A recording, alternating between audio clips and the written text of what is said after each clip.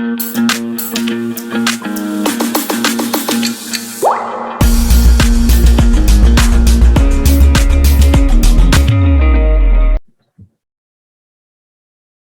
hello and very good afternoon to all. Welcome to Career Defense School online classes, students. In today's lecture, we will discuss about intransitive verb. In a previous lecture, we had discussed about type of verb, definition of verb. Then we had discussed about type of verb, then action, helping, linking, transitive और regular and irregular verb की जो ये types हैं हमने ये discuss की थी. Now will discuss intransitive verb. As the name suggested, intransitive, जैसे हमने ट्रांजिटिव की बात की थी, ट्रांजिटिव में मैंने आपको बात की थी कि जैसे कि नाम ही आपको बता रहा है कि ट्रांजिट कर रहा है, राइट. एक्शन एक करता है, सब्जेक्ट यानी कि डूअर हमारा जो है वो एक्शन करता है, जिसको हमने वर्ब बोल दिया, वो एक्शन किसी तक पास होता है, यानी कि कंपलसरी था हमारे लिए ऑब्जेक्ट का वहां होना. ट्रांजिटिव माने वो वर्ब पास होती है किसी के लिए, डायरेक्ट ऑब्जेक्ट होता है. मैंने आपको बताया था कि इसमें क्या होता है, हमारे पास डायरेक्ट ऑब्जेक्ट होता है. But now will talk about intransitive verb. ठीक है, तो इनट्रांजिटिव वर्ब क्या करती है बच्चे? The verb which doesn't need any object to complete its meaning. Means intransitive word ही अपने आप में कह रहा है कि ये ट्रांजिट होता नहीं है एक्शन किसी भी ऑब्जेक्ट के लिए. डायरेक्ट ऑब्जेक्ट की जरूरत नहीं पड़ती हमें यहाँ पे अपने मीनिंग को क्लियर करने के लिए. मीन्स टू से यहाँ पे who, what और whom का क्वेश्चन ही नहीं आता, राइट, कि एक्शन किसके लिए किया, है ना. डायरेक्ट ऑब्जेक्ट की कंडीशन नहीं होती. Means intransitive verbs are those words which used to express the action or tell us something about only subject. ठीक है, एक्शन डन बाय सब्जेक्ट जो है वो पास नहीं होता. किस तक नहीं पास होता? ऑब्जेक्ट तक होता ही नहीं है. It doesn't require any object to complete its meaning, right? If we are going to use any object, then वो definitely indirect object होगा, राइट. डायरेक्ट ऑब्जेक्ट नहीं मिलेगा यहाँ पे हमें, right. So please read with me.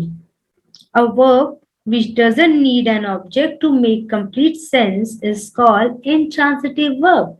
Now, intransitive verb expresses action and it tells us something about subject only. कि action तो किया सब्जेक्ट ने. I am not saying here कि एक्शन नहीं होता है, एक्शन तो होता है, बट वो एक्शन किसके बारे में डिफाइन किया गया है, यानी कि सब्जेक्ट ने एक्शन किया जो कि वर्ब है, पर ये एक्शन किया किसी और के लिए नहीं, वो सब्जेक्ट खुद के लिए करता है. यानी कि वो एक्शन जो है किसको डिफाइन कर रहा है, एग्जैक्टली सब्जेक्ट को कर रहा है. यहाँ पे क्या है, एक्शन पास नहीं होता है किस तक, ऑब्जेक्ट तक. So it can stand alone in the predicate, okay, because it doesn't require any predicate or any object to complete its meaning, right? So इसमें क्या है, सब्जेक्ट के बारे में ही बात होगी कि सब्जेक्ट ने एक्शन किया, किया किसके लिए, खुद के लिए, किसी और के लिए नहीं किया. Means it doesn't need any direct object to complete its meaning, right. Okay, जैसे कि मैं आपके सामने यहाँ पे दो एग्जाम्पल लिखती हूँ.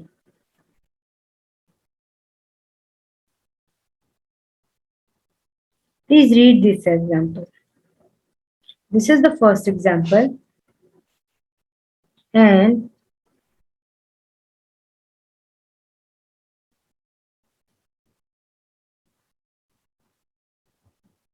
read this example.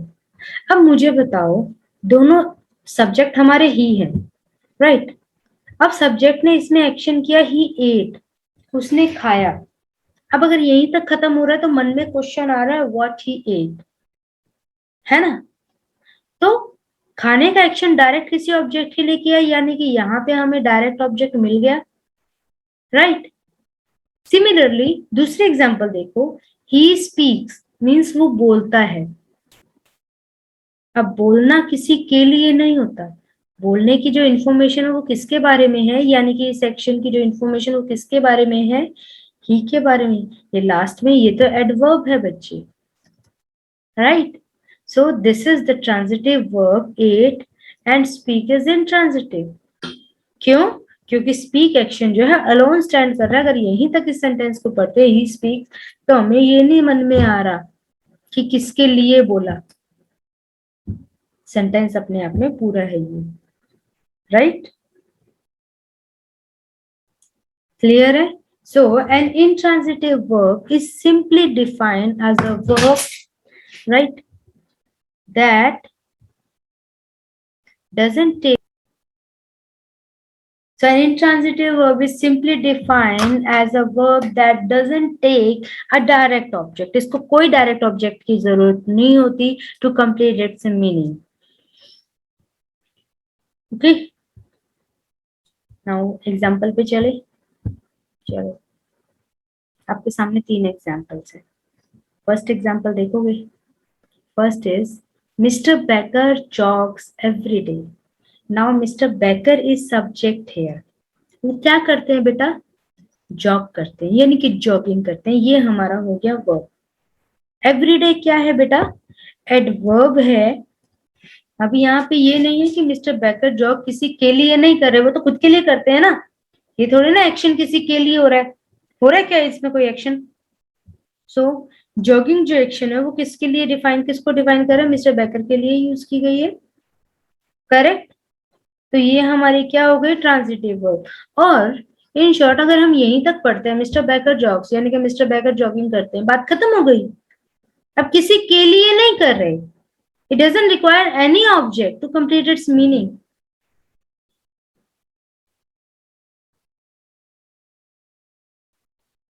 Clear? Like the wicked hunter was hiding. अब वो हाइड किसी के लिए नहीं कर रहे हैं. There is no object. The wicked hunter is subject, ठीक है, एंड हाइडिंग इज वर्ब. बस खत्म बात. विक्ड हंटर छुप रहे हैं, खत्म बात. और कुछ नहीं. किसी के लिए क्या मतलब क्या है? एक्शन तो किसी के लिए हो ही नहीं रहा. इसमें जो एक्शन है हाइडिंग, ये किसके लिए यूज किया गया? ऑफ कोर्स सब्जेक्ट के लिए. सो हाइडिंग वर्ब क्या हो गई हमारी? Intransitive verb. क्यों? क्योंकि ये एक्शन डायरेक्ट किसी ऑब्जेक्ट के पास नहीं होता है. And it looks very beautiful. Beautiful is quality of any. again looks जो वर्ड है, वर्ब है, ये किसके लिए यूज किया गया? any के लिए यूज किया गया. किसी और थर्ड पर्सन के लिए या किसी और नाउन या ऑब्जेक्ट के लिए यूज नहीं किया गया है. करेक्ट? सो पहले बताइए, डेफिनेशन क्लियर है आपको कि व्हाट इज इंट्रांजिटिव वर्ब? हाँ जी. Please check some more example. Like in this example, Mr. John is subject, speaks. Mr. John बोलते हैं. किसके लिए बोलते हैं? ये थोड़ी ना होता है. बोलना किसी के लिए नहीं होता. Loudly is what? It is adverb, the manner of speaking. कि कैसे बोलते हैं. ठीक है, ये ऑब्जेक्ट नहीं है, ये एडवर्ब है. Right? The ship sank rapidly. Ship क्या है? सब्जेक्ट है. उसने क्या किया? सैंक किया. अब ये सैंक किसी के लिए तो नहीं किया. सैंक होना जो एक्शन है वो किसके लिए यूज किया गया? ऑफ कोर्स शिप के लिए, यानी कि सब्जेक्ट के लिए. So rapidly is what? It's an adverb again. Now मैंने जिससे बोला कि अगर इसमें आपको ऑब्जेक्ट की जरूरत भी पड़ती है तो वो क्या है? इनडायरेक्ट ऑब्जेक्ट पड़ेगा. राइट? इनडायरेक्ट ऑब्जेक्ट जो कि किसके बाद यूज होता है? प्रोबेबली प्रीपोजिशन लगा के या फिर डायरेक्ट के बाद यूज होता है. So the departmental store opens. Departmental store खुलता है एट 6 o'clock. अब 6 o'clock आप कहेंगे कि हाँ मैडम टाइम है, नाउन है, ऑब्जेक्ट है, but it's not direct object. Preposition के बाद में हुआ, ये इनडायरेक्ट ऑब्जेक्ट है बच्चे. ठीक है? करेक्ट? ये क्या है? इनडायरेक्ट ऑब्जेक्ट है. Okay, like mister Ben is driving. Of course mister Ben drive कर रहे हैं. कैसे ड्राइव कर रहे हैं? केयरफुली. सो यहाँ तक भी पढ़ रहे हैं तो बात तो खत्म हो रही है हमारी. केयरफुली तो अगेन हमारे पास क्या आ रहा है? एडवर्ब आ रहा है.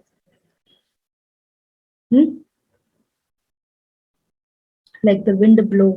विंड ब्लो करती है. कैसे ब्लो करती है? स्ट्रांगली. तो स्ट्रांगली हियर इज एडवर्ब. तो विंड क्या है? सब्जेक्ट. ब्लो क्या है? Verb. Again, we don't have any object. So those verbs which are used, which doesn't need any object to complete its meaning, are known as intransitive verb. Means subject ने action तो किया, but वो pass नहीं हुआ किसी और object की तरफ, right? तो ऐसे ऑब्जेक्ट्स को हम क्या कहें, ऐसी वर्ब्स को हम क्या कहेंगे, इंट्रांसिटिव वर्ब। मीन्स वो इटसेल्फ अपने आप में पूरा मीनिंग क्लियर करते हैं, उन्हें जरूरत नहीं है अपने मीनिंग को क्लियर करने के लिए। And as you know that indirect intransitive verb में हमें प्रीपोजिशन लगा के इनडायरेक्ट ऑब्जेक्ट मिलता है, राइट? करेक्ट। जैसे कि they grow up on a range, कि देने शी क्या है सब्जेक्ट, ग्रो क्या है वर्ब, कैसे ग्रो किया, ऑन अ रेंज। तो ऑफ कोर्स हमें ऑब्जेक्ट मिल रहा है, but it's an indirect object again, right? Like it rain across the state, it क्या है सब्जेक्ट, रेन क्या हुआ बारिश, अक्रॉस क्या है प्रीपोजिशन, उसके बाद बताया है कि बारिश क्या हुई पूरी स्टेट में, right? Or it rained before lunch, so again before is again preposition, correct? So of course subject के बाद हमें verb के बाद preposition लग के जो object मिल रहा है which is indirect object, not a direct object। पूरा वीडियो देखने के लिए और लेटेस्ट एग्जाम अपडेट्स जानने के लिए डाउनलोड करें कैरियर डिफेंस स्कूल का एंड्रॉयड ऐप।